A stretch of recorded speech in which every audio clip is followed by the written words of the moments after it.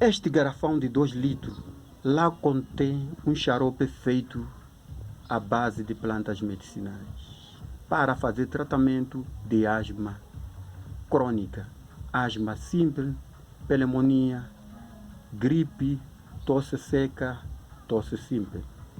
Tudo preparado à base de plantas medicinais. Com plantas medicinais, oleosas, aromáticas, ornamentais da província do Niassa, nós tratamos e controlamos qualquer tipo de doenças, que daí nós devemos conservar as nossas plantas medicinais, porque elas são muito importantes para a vida dos seres vivos.